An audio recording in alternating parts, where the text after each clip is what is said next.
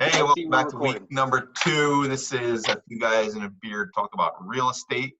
I just had a great introduction and didn't record any of it, so I'm starting all over here with Christopher, Matt, and Chris Shaw. Luke, introduce your special guest to us. Oh, special guest here today, Landon Medico. Say hi, everybody. No? You want to say peace out? What are you eating? It looks delicious. Looks like a Slim Jim, but I can assure you we don't have that shit in this house. It's a gummy stick, right? Gummy stick. PG-13 for the curse words. Yeah. Hey, Let's whatever. slap that up there. It's all right. We'll keep it real. See, everybody's doing well. Yeah. Yeah. Doing good. Nice week. I thought since last week we kind of didn't have any agenda or plan at all, maybe we'd start out this week by doing a 30-second introduction for everybody. Tell us a little bit about yourself and your business or what you're doing in real estate. Who wants to start it off? You do. Ed. I do. Don't let any of the Chris's do it. They're both selfish. You start. Okay. I'll start off. I am Mark Nespoli. I am a small business owner turned realtor in Berwick. Been doing real estate investing and selling since 2013. And I'm serving all of Columbia, Montour, and Union counties and somewhat in Lower Luzerne County. I came over to this great company called EXP not too long ago. In July or June, I can't remember, this past year. Loving it. Who's up? Chris Madden. I am Chris Madden. I'm also a real estate agent with EXP. I'm also an investor, a politician, a man of many words, among other things. Yeah, I'm looking forward to a good conversation with some smart minds here. I normally serve mainly the mountaintop area, but Luzerne County. Wait, you're a politician? Yeah, I unsuccessfully ran for supervisor last year. I was 15 votes short out of about 2,300 votes cast. So I will be running again next year, but I serve on many zoning hearing boards in and around the mountaintop area. Very nice. Cool. Chris Shaw. Hey, I'm Chris Shaw. I'm also a realtor. Grew up pretty much my whole life, except like 3 years of my life in Luzerne County. Started real estate in 2016. Essentially got sick of the W-2 lifestyle and wanted to branch out and start my own business. It's been great. I serve Luzerne County, a little bit of Lackawanna County, a little bit of Schuylkill County, and a little bit of Columbia County every now and then, but mostly northeastern PA for the most part. Cheers, balls. Luke, what do you got? I got Landon here, and I think he wants some cheese balls. What am I supposed cheese to ball. say? Things about myself. Yes. I like all of yous guys. I like to use the word yous to describe people instead of you, because it's central to the area that we grew up in. What do we do? We do what? We look for cheese balls. I've been a realtor since 2014 when I was still a teacher. And then eventually I transitioned out of teaching and, still doing that now. Moved back up to northeastern Pennsylvania, where I'm from. Been here for about 3 years. So where do we serve? Where do we serve the people? Everywhere, basically everywhere. We don't discriminate. All of northeastern Pennsylvania, Poconos. We'll go out west a little bit, though, Bloomsburg here and there. And we still take care of some stuff in Philadelphia for some personal friends. And do a whole bunch of investing all over the place. And what else? What do we got? Nothing. We're just concentrating on cheese balls. I guess that's good enough for the moment. That's very good. So Luke and Chris Madden, you both said you started in investing. Is that how you both got into real estate? Or Luke, did you start as a realtor first? Technically, I did start at. You want what? This video's live. We'll do it live. No. He says no. What? There's nothing in there. All right. What did I do?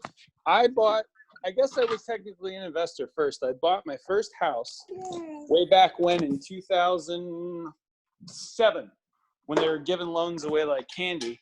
And it was me and my buddy Keith Cotton. And we said, you know what? We were renting a place I know it's empty. Pull it up with cheese balls. We were renting a place in Glen Olden. We bought a place in Manayunk where they gave us 100% financing and they did 100% of the closing cost. And when we closed, they gave us a check for $1,000. And that right there is why the market crashed when it did, because they were giving loans away like candy. But that's how I started kind of in the investment world, and then bought a property or two since then. And then when we bought our house in Conshohocken, I was like, you know what? I really want to get into the realtor side of this. This looks interesting. I did shortly after, and it just kind of took off. It was a really good fit. Nice. You're Yes, nice. I actually started as a property manager. I managed a 344 unit Section 8 complex. Where at? That was my in Wilkes-Barre, Pennsylvania. There's no such place. It's Wilkes-Barre. Oh, okay, Wilkes-Barre, Pennsylvania, Mhm. and that made me study to get my license. But while I did that, I also started to do cleanouts and odd jobs for a friend that was an investor, and he kind of he paid me, but he also taught me his business model, what he was doing. So I kind of had the macro level of the Section 8 344 unit 9 building apartment complex, and then I had a micro level, a guy that did it part-time that had 20 25 units here and around Luzerne County, so I could kind of learn both scales. I think that was extremely beneficial. And so did you get into investing after that? Yes, I got into investing before I became a full-time realtor. I bought my first house as a live-in flip. Like, I bought it knowing that it would be a rental once I got married and moved out of it. And I had several apartments since and continue to grow my portfolio. Chris, hate to interrupt you, but who did you get married to? I got married to Erica Peterson. Oh, dude, she's hot, man. I know her. Nice. Congrats. Right? Thanks. I'm a lucky guy. Yep. Say congrats. Still nothing. And Chris Scholl, were you an investor or did you just get in as an agent right away? Well, I real estate bug. Originally, I was going to be an investor when I was working my W-2 job, and that's why I started really getting kind of researching real estate. And then I had a couple personal stuff going on, and my mom and dad both passed away in the same year, so I moved back there to help out with my family. And I just got my real estate and just kind of went full steam into selling real estate. And it was crazy because I was like, what? Time and energy and work you put into it is you make money equal to that? It was like a totally mind-blowing thing. When you work for a salary, it's like, you just kind of get jaded where it's like you go into work, you're kind of mosey around, you get your check, the same thing every month. And then kind of once I got into real estate, it was like a total different mindset, which was awesome. Luke, how do you mute you out? Don't do that. Luke. Why? Because I was making my coffee. Your coffee's too loud. So is your attitude, and I can. So you know what you should do. All right, so the coffee part's over. I apologize. All right. To fresh you up or to listen to your guys' nonsense. Let's pick it up. Talk about something fun. So I got started, like I said, I bought my first property in 2013, but I was in the fitness industry. I owned a couple of gyms and was just looking for something else to do. And I got licensed because I thought it'd be easier to buy properties being licensed. And then I started selling real estate, and I just thought it was a lot of fun. And it's like Chris said, the money's not bad, and you don't have a 9-to-5 job, which is really cool because my attention span sucks. So this industry with so many different ways to get out there and meet people and hang out and spend your day, it was perfect for me, man. So that's why I dove in head first. So I hear this from a lot of people that are investors or want to be investors, and I always ask like, "Oh, should I get my license?" So did you think it was easier to find deals as a licensed agent or no? It depends where you're looking for the deals. And at that time, I was only looking on the MLS because I didn't know what the hell I was doing. But what it helped me find the data to find comps, for one. It helped me learn more about the market right away. And it helped me challenge myself, I guess, in a way to learn where before I was relying on other people to do my research for me. Now I'm able to go right into the MLS, pull all the data, find out who the owners are, find out when the property was purchased, and make my offer based off of that. So yeah, it did make it easier for me, not to mention, your commission pays for your closing costs. So definitely worthwhile for what I was trying to do. How about you guys? I got my license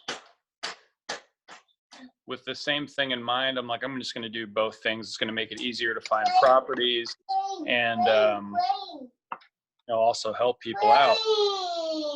My son's yelling for Crane. Come back to me. Come back to me. I'll give you the story in a minute. I got to help him so I can focus. I think it all depends. First of all, finding an agent that is knowledgeable about investment properties is hard to do, at least in this area. There's lots of agents, they say they do a lot of things, but to actually know some of the metrics and things that are important to a real estate agent is difficult to do. However, if you can find a good one that not only can help you identify some good properties, I mean, I would be all for it. Because you want to focus your time on what you're best at, and to become an agent, to help yourself is great. But if you can find someone to do it better, you might as well do it. I can do a lot of home renovation, but I pay other people to do it because my time's better spent doing other things. So I think that really comes down to each individual investor and their skill, as well as what they have access to as far as knowledgeable real estate agents that are competent as far as investing goes, as opposed to single family homes. Mm-hmm. Yeah, good explanation. Chris, anything to add to that? Or Luke, are you back? I am back. Landon is set up watching a show about a crane, so we should be good for anywhere for 5 minutes. But Chris Shaw apparently needs to talk, so let's let him do that. I was just going to say, if you're definitely if you're looking to buy real estate, investment real estate, you better have a realtor who also owns investment real estate. You know what I mean? I think that's the most. If you're looking for a realtor and you ask them, "Oh, do you own investments?" and they don't, I think you need to find a different realtor to be. Practice what you preach. 100%. Same thing. One of my pet peeves with stuff too, man, is like the absorbent amount of financial advisors that are out there that are going to tell you where to throw your money in terms of policies and, put things in the stock market, this and that. And it's like, if they don't have any skin in the game, like it doesn't make any sense. Anybody that's ever been very successful in investing in anything, they'll tell you the same thing. Why would you ever work with somebody that doesn't practice what they preach? It doesn't make any sense. And I mean, in this day of age, the amount of realtors I see, like, honestly, running around aimlessly, like, like a taxi driver. They get a call, I'm like, oh, I'm going to go show this house, I'm going to go show that house. And they're like, what would happen if you bought that house? What would that do in terms of like leveraging your own time and creating cash flow so that you don't have to drop things at the drop of a dime to leave your house when you're playing with your kids to go show a $30,000 house to an investor that, unless you have a really good relationship with long-standing investor, a lot of them have the mindset of the realtor is expendable, right? And they're just going to go to whoever picks up the phone the fastest. It's kind of like the Uber economy in terms of the, investors in our area, what we see. So yeah, I would say to anybody that's getting into any sort of investing, no matter what it is, make sure the person that you're working with practices what they preach.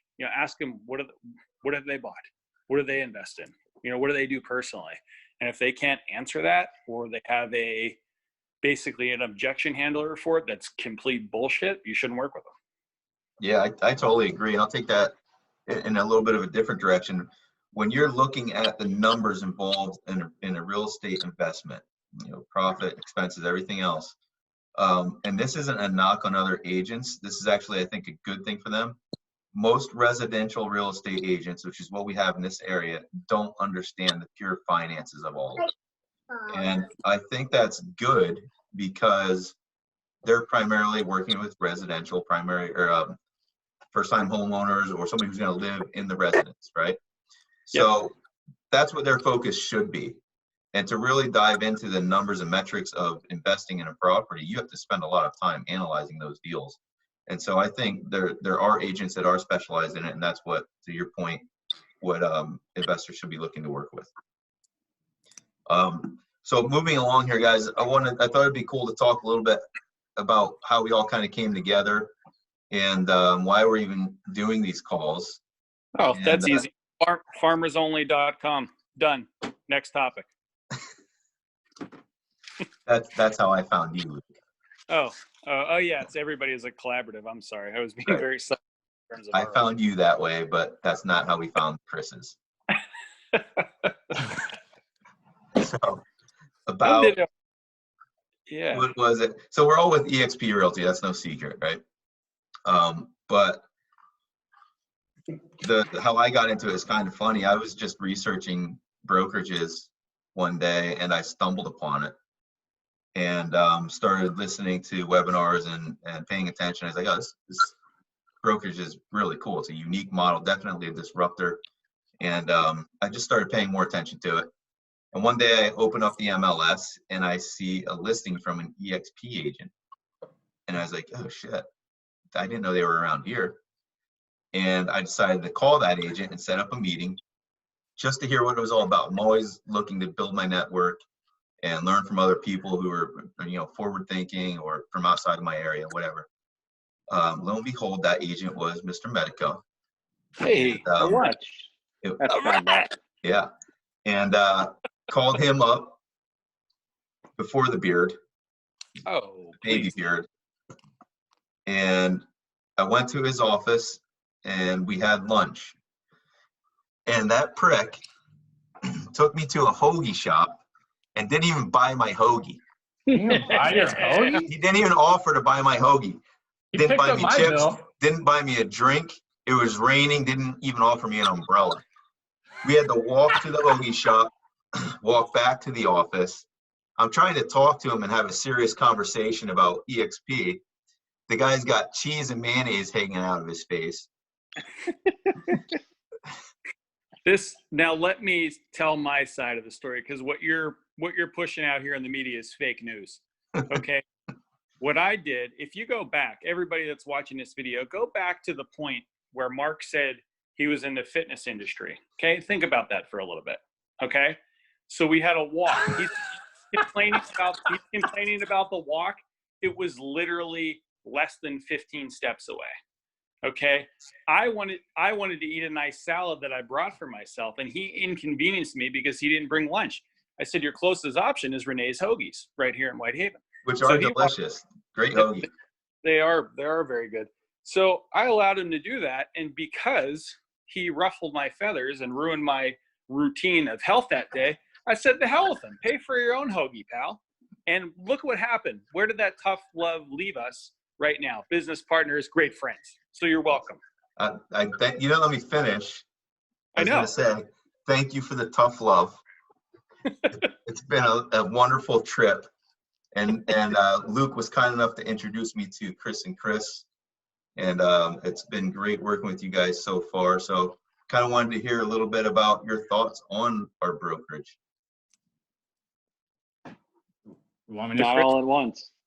Yeah, with the Chris's. Do it. Well, listen, before the Chris's, because their gap of silence means they need a moment to think.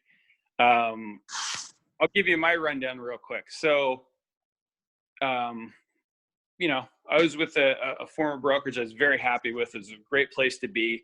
But I always keep my eyes on everything. And I had looked at eXp about 3.5 years previous. And I was like, the stock price is 17 and there's freaking avatars. I'm like, this is nonsense. And then 2 years later, I revisited that and I really took a deep dive, called about 30 people all over the country and talked to them and watched videos, vetted it all out. And I was like, man, I'm dead wrong. I am dead wrong. And it was basically an option. When I looked at it, I came to the following conclusion where, hey, if I'm right about everything that I see here, if everything that I see is true and accurate, gives myself a much better avenue of helping my clients and a much better opportunity for my family and fellow agents. And if I'm wrong about it, everything could stay the same, which was fine. Right. So that was kind of the very short and simple of how I came to be like, hey, this just seems like something that kind of seems like it's too good to be true. And, I'm going to go for it. So that's my quick to the point story. Chris, you looked like you were going to jump in there. Yeah, so kind of the same thing. Keep an eye on what's going on across the country, and like every single person that I watch, as far as they put out content for other realtors, and I value their opinion on things and like how they run their business, was hopping to EXP. You see another one, and I'm like, these are all really smart people. There has to be something going on here that is positive. If all these really, really smart, high producing agents are jumping to EXP. So that's what kind of got me to really, really look at it. And then, you look at the model, I don't think there's any other model that's even close to how agent centric EXP is. As far as, ownership, the split, all the resources they give you, you look at it and you're just like, it's no brainer, and I made the jump, met up with Luke. He gave me a lot better lunch. We went to the Westmoreland Club for lunch, picked up my tab. Don't Bullshit. throw it in his face. Don't think he's going to be butthurt about it. It's going to be not nice. Okay. So, Don't bother by this. I made on the better end of that. So that was pretty much the deal. You win. Not cool. I also heard about EXP being at another brokerage, the same brokerage that Luke was at. And so we kind of independently did our own research on it. And what attracted to me more was, to me, it's as close to being an independent brokerage as you could possibly get while having all the resources of a national brokerage. So I like my independence. I know not all agents do. So I like the fact that I could do what I want, brand how I wanted, things like that, all within the law. But kind of I could set it up the way I wanted. Whereas being forced to go to an office that had its own culture and its own set of rules, and you kind of have to mold into that, we can make EXP whatever we want it to be. And that was something extremely attractive for me and what I wanted to do. And the only thing that I thought compared to that was opening my own brokerage myself. But then the resources that come with EXP made the value proposition so strong that I was looking for reasons to not join rather than join by the end of my research. Yeah, I'll agree with what everybody said there. The independence was really a big one for me too. I was really happy where I was. Things were going great. Like I said, I just kind of stumbled into this, kind of researching what other brokerages are doing to learn, just trying to better myself and my clients. And then I just couldn't get it out of my head. And again, I'm researching, and of course, I met Luke, and he's a very convincing guy, and he is even though it's hard to say this, he is a really smart guy, and I wanted to work with someone like that. So Documented. being able to collaborate with guys like you and build my individual brand while having more tools to help my clients, those were the deciding factors for me. No liability in coming over here. You have all these tools, the CRM systems. I don't think anybody can parallel with EXP on the technological side of things. I don't think. Yeah, it's been Nah, it's been pretty awesome. Like when I go through it and, I try to, people ask about stuff and I'm like always trying to think about like, I'm going to be as honest as possible. I'm like, hey, this part sucks or this is bad or whatever. And when I go through, like, there's really nothing that gets to me that bad. I mean, we'll say like the onboarding when you're coming over takes a little bit of time. It's a little, there's a lot of details to follow, but that happens anytime you make a transition anywhere. That was one part. If I could say anything that's like, it kind of stinks, but transitions, anything. I'm going to interrupt you, kind sir, from the Luke Medico Group. They've actually improved that drastically. An agent that joined under us in the last month got through basically all of the onboarding in 3 days. I mean, that was set up with KV Core, everything in 3 days. So they're coming a long way even from when we joined to now as far as helping identifying that weakness and doing a good job. Yeah, That's definitely. awesome. And I had very little issues, a couple of hiccups here and there, but I mean, it was smooth. As long as you could follow instructions in email, which I hope you could. And if you can't, you shouldn't be an agent. You're right. You're not wrong. Yeah, so the onboarding has come a long way, but I think it doesn't matter because just changing brokerages is stressful to begin with. So the fact that they made it a lot better is a huge positive, I think.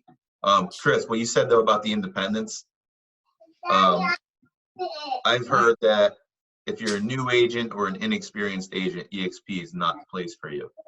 Would you guys agree with that? I don't agree with it 100%. I want to say that if you need extreme hand-holding, like you can't figure things out, you need somebody to be there with you 100% of the time.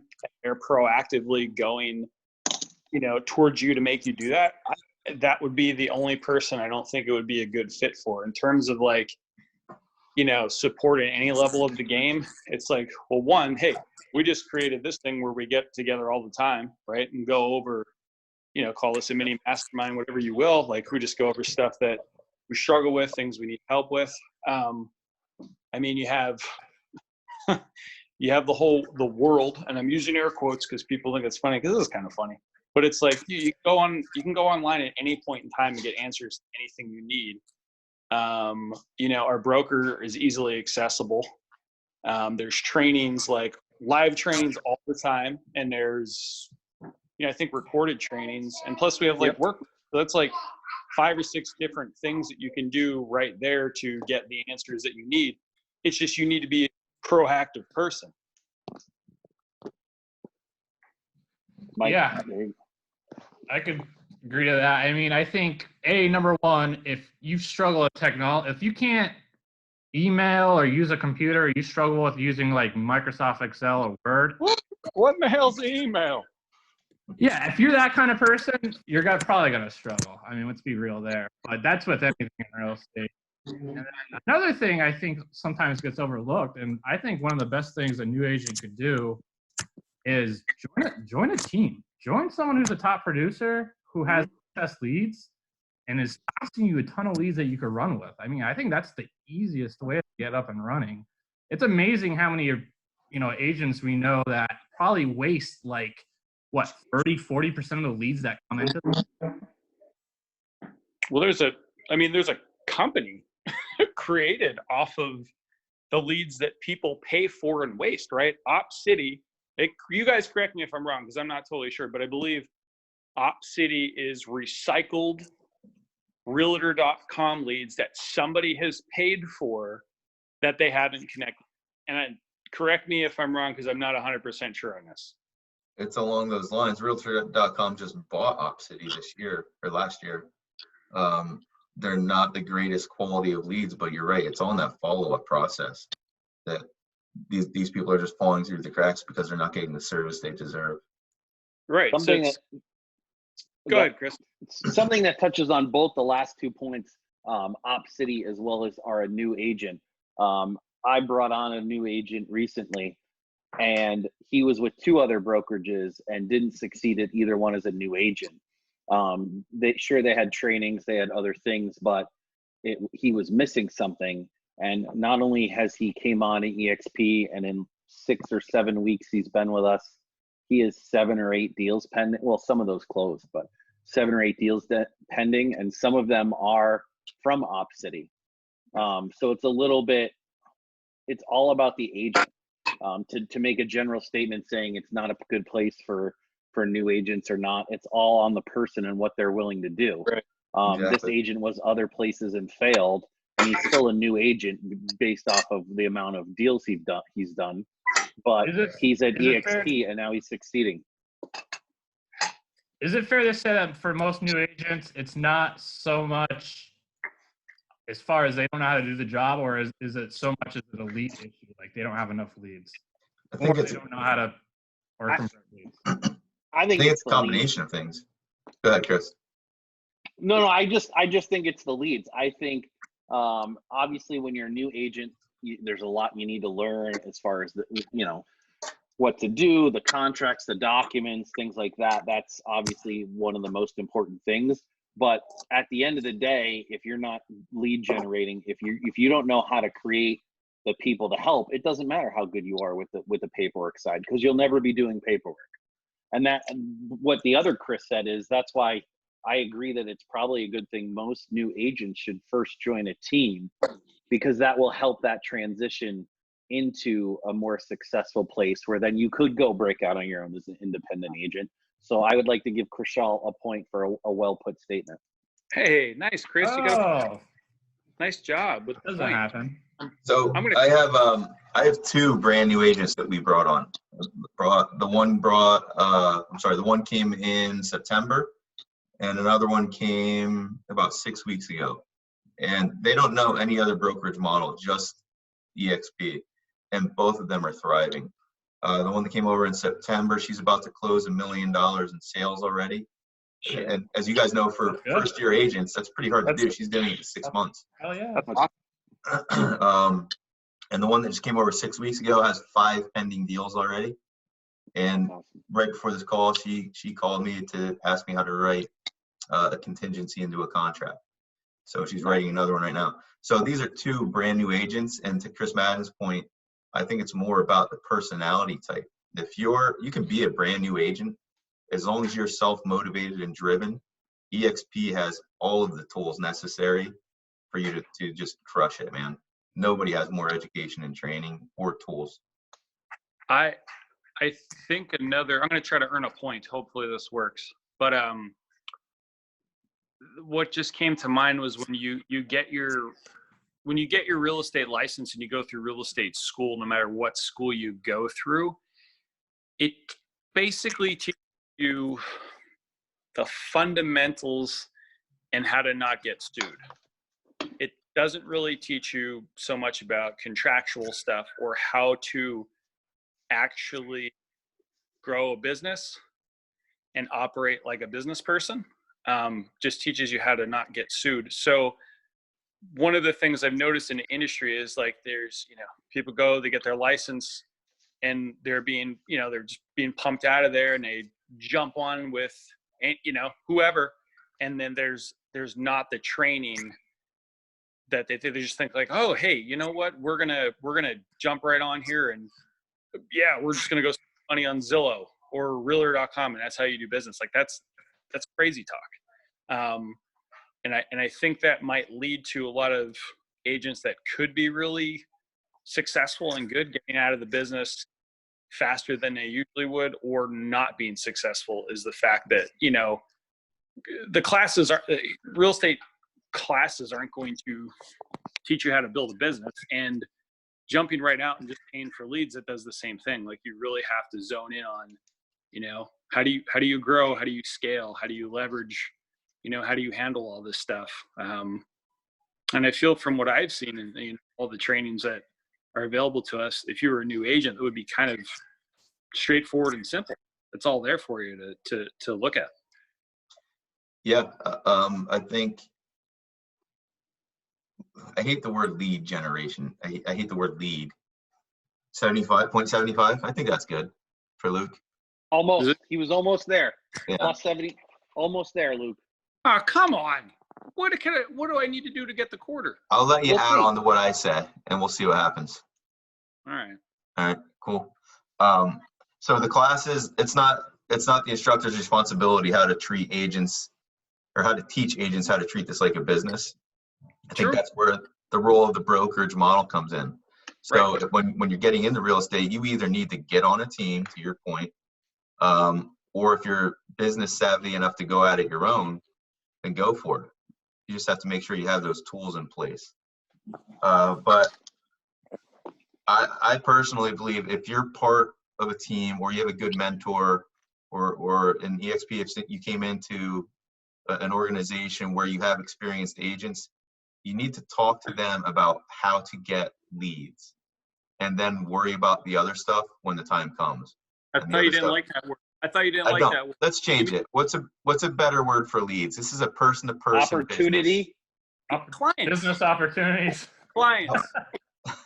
It's clients because clients. Yeah, are but the thing we about serve. clients is, sorry to cut you off, but No, you're not no, I'm not. happy. He's happy. Okay, a client was a lead at some point. You need to generate lead. Not every lead's a client. You know what I mean? They're two Right. different things. You want a lead to How become to a go client. from a lead to a client. That's a huge, huge part of this business. You're right. No one likes to talk about. No one likes to talk No, about. it can't be a client if you haven't spoken to them. But lead sounds just so fake. Yeah. You know, like your sphere of influence, your Facebook friends, those are all potential leads, but they're real people that you know. So let's just call them friends. It's just, how do you get friends, even the friends that you don't know yet? How do you get friends to become clients?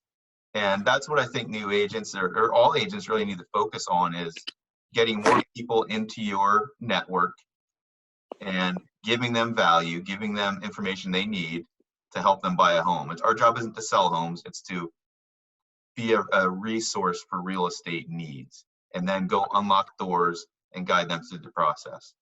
So if you're a new agent, sign on with a team lead that's going to help you with the actual paperwork so that you don't get sued. And you right now as a new agent, go meet your friends and help them buy a house. Does that work? Do I get a point? Nope. I'll give you a half a point.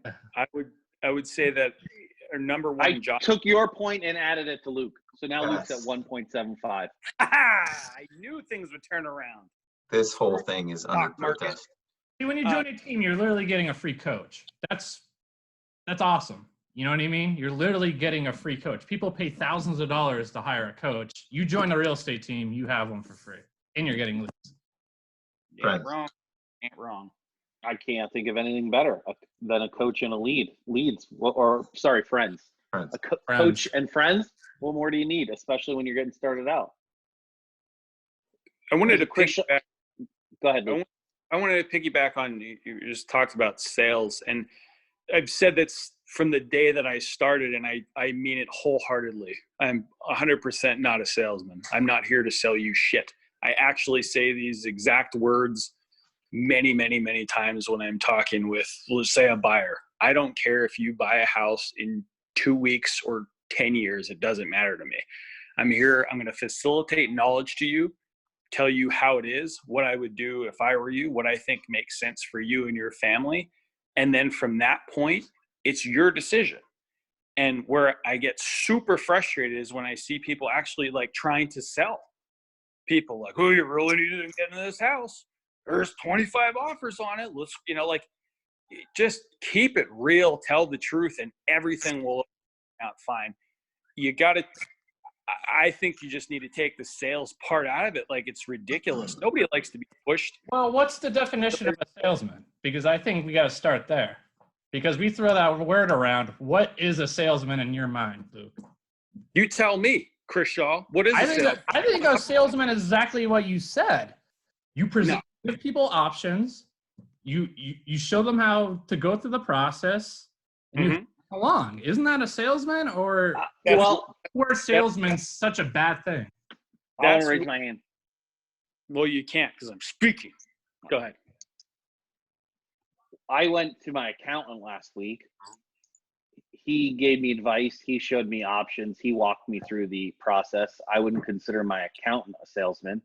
Oh, mic drop. Boom. But what? Well, no, I'm not attacking you, Chris. I'm just saying, like, No. like when I think Well, of a what's the salesman, definition of a salesman then? We keep saying what's not a salesman, but no one could give me a definition what is a How salesman. about this? I think there's some realtors that are salespeople, and there's some realtors that are facilitators. And Okay. I would say, Salesman. yeah, I agree. Like a facilitator / fiduciary, that's who you want to work with. Right. Somebody who is Chasing paychecks. chasing paychecks and actively just trying to sell you stuff that might not be in your best interest, that's who you want to stay away from. And Okay, so Chris, I understand exactly what you're saying, and I agree with you. And I actually don't know really how to answer that. Like, what does it say? I just know there's a definition of a salesman, right? And then what people think in their head when they hear, you know, you're a salesperson, right? We tend to think at least negatively a little bit of that. Yay? Nay? Yeah. I do. Okay, this is what after hearing all our conversation, I'm going to say what a salesman in everyone's mind is when someone puts their interests above the interests of the client.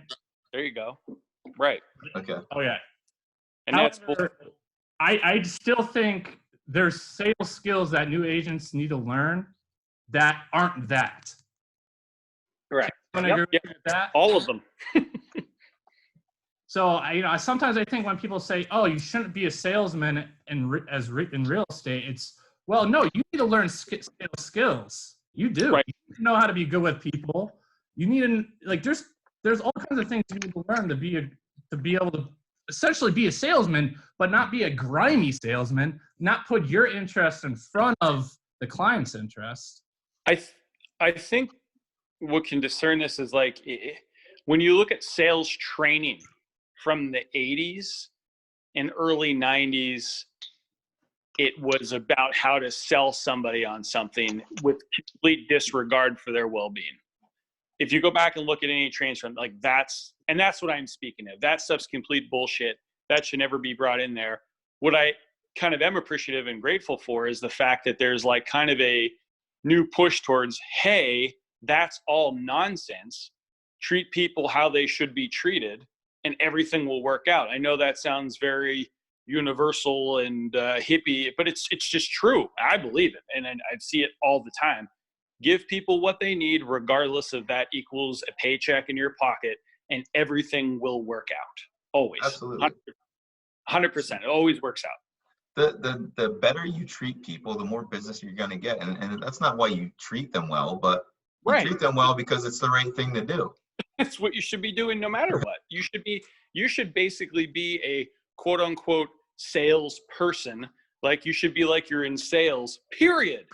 Right? You should just be treating people good all the time, no matter what, without a vested interest in their outcome. Be completely detached from it. Treat them wonderful and move along with your day, and everything will work out. That's good I'd stuff. like Chris, to poll the panel. hold on. I want to know how you have your hand raised. How did you do that? Right. Well, I have the chat box open that shows all of the members, Nerd. their video, their audio, and there's a button that says either mute me or raise hand at the bottom. So I raised my hand. Like that. I'd like to poll the panel. In your opinion, what percentage in this area, the northeastern PA area, because kind of that's what we all serve, how many do you think are the negative stereotypical salesmen, and what we're talking about is the kind of fiduciary, the kind of good salesperson? As far as real estate agents in Northeast PA, what percentage? Go. All I need is a number. I'm Lower Luzerne and Columbia primarily, okay? So I'm in a different area from you guys. I'd say that the majority of agents I've dealt with are good people. There are a handful that are a little old school and pushy. And there's a few out there that are desperate for money, chasing paychecks. And I think that's where lines get blurred. But I really, off the top of my head, can't think of a single one that is just dirty. You know what I mean? Right. So percentage, you think what, 90 good, 10 bad? I In think there's theory. very little that are like total scuzzers, man. Like they're out there, but I disagree. I would say 15% are like bad people.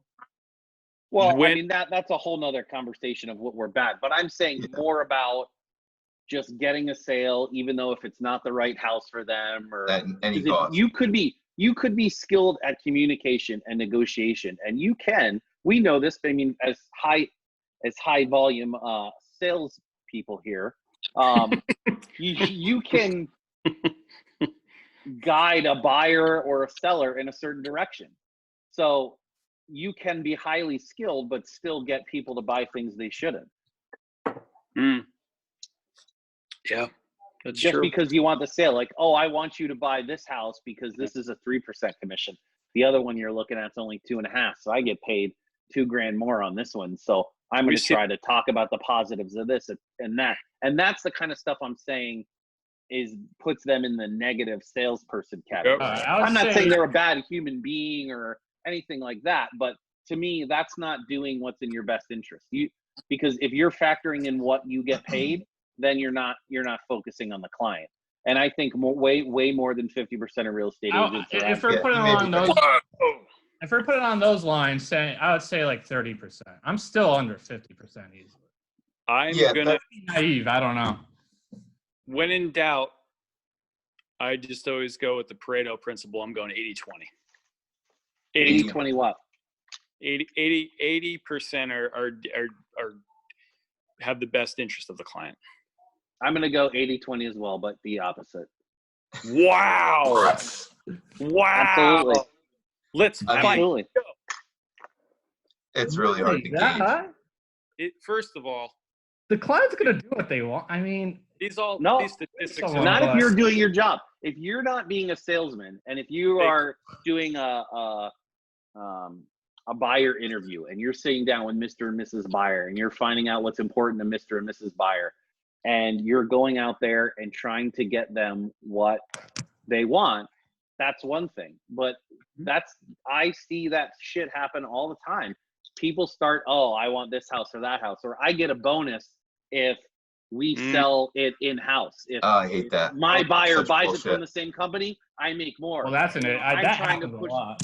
I know Correct. that. That to me These is are what I'm saying. unethical I'm when a not brokerage saying does that that. people are nefarious or lying or straight up committing fraud. I'm not saying that. I'm saying they do things that then takes the onus away from the client and puts it on themselves.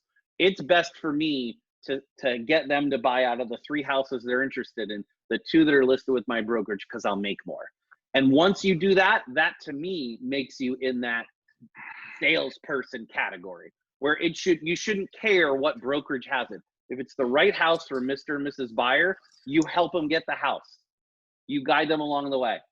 But as soon as you try to influence them because there's a financial benefit to you, well, then you're the negative salesperson, in my opinion. And I respect your opinion. I'm just saying in my opinion. I completely forgot about that aspect of the in-house thing. And now I might need to rethink my Pareto principle. But what I do want to point out, though, to everybody that will be watching this, the thousands and thousands of people, is if you look at all those books behind Chris Madden right now, I have very good vision. You could see that they all say things like how to trick people into buying shit, how to be a nice guy and make people do what I want, how to be a dirty salesman. So now now what? Now what do you got? You could actually zoom in and see that last one. Yeah. We'll do that on the replay. Okay.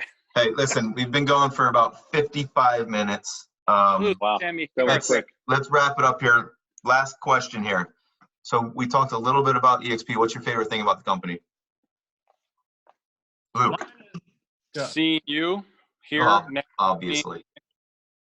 to me, the independence with support across the board. So it's I get to frame things and do things as I want, and I feel I have a control within my business. Of course, like, following all the rules that are laid out, but it's like the creativity part of it where it's like, hey, I kind of want to do things in this manner, and I get to, and that part is really nice. And then having the back end support of literally, I mean, tons of people for whatever I need. And then if you remove those two things and everything was the same, I would just say the abundance of opportunity across the board. I mean, just did I disappear? Yeah, I'm back. We're good. It's an abundance of opportunity across the board in terms of solid split, cap, revenue share, stock options. And that's just on my end if I'm being super selfish, right? And I'm saying, what's in it for me? All that stuff is amazing, but it really has helped, the systems they have in the CRM help me keep in touch with clients, friends, leads, across the board. So, I mean, maybe that was more than one thing. So I'm sorry. I take away a point. I embarrassed myself and my family, and I award you no points, and may God have mercy on your soul. Yeah, take away 2 points. Chris Shaw. Because it's an agent-centric model, and I think it's the best model out there right now. We're back. It's good for me, but it also allows me to give back to my clients. Like, my marketing budget per listing went up because I'm keeping more of my commission dollars. I'm running my business the way I want to run it versus running it under the way a traditional brokerage wants you to run it, which is they do all the marketing. You just go up there and open the doors. We take after your commission checks. That's it. You know what I mean? So I think that's the best thing is you're running your business the way you want. So you're able to tinker it towards each client versus kind of just being a blanket marketing plan for every single county, like a lot of these traditional brokerages operate. Yeah, good point. Thanks, Chris. You're welcome. For me to piggyback, I would just say that interdependence. I'm independent, yet there's resources there if I need it. So That it? you said keep it short, so I was the only one that listened. So Hey, I mean, you can take whatever I have my points. I love this. I love the camaraderie. I've never seen a company this big have such collaborative effort and other people within the company trying to build each other up. I love that part of it. I love the education. I love how it's challenged me to get outside of my comfort zone and try new things that may work out and it may fall flat on my face. But if I'm being completely honest, as much fun as I'm having right now, I love working, but I work to provide for my family, and the compensation plan here is unbelievable. And like Krishal said, because I'm making so much more, I can provide my clients with many more valuable resources to help them sell their homes and actually find homes for sale. So hands down, man, hands down. It's like it's tough to give back and spend a lot on marketing for listings and buyers and everything if you're giving up 30-40%. yeah, How can you? You know what I mean? yeah, I agree. Awesome. No doubt. Okay. Great talk again here, guys. Who wants I got last one more word? thing before Yeah. we go. Last word. Because of all the books and everything, I just want to give any agents that are looking, this is probably one of my highest recommendations right now. It's called Ninja Selling. It is by Larry Kendall. It is specifically for real estate agents. And it's one of the best books out there. So I recommend Larry anyone that's in Kendall, real he's estate. all about non-selling. Yeah. Ninja You Selling. guys would love it. Non-selling, salesmen, horrible people. Read that book. But ninjas are awesome. Hey guys, great chat. I read it. It is a good book. That is a really good book. Thank you. I'm glad. It's shifting your mindset a little bit as far as thinking about how to service clients. All right, fellas. Until next I'm week. bored. All right. Till next week. Peace.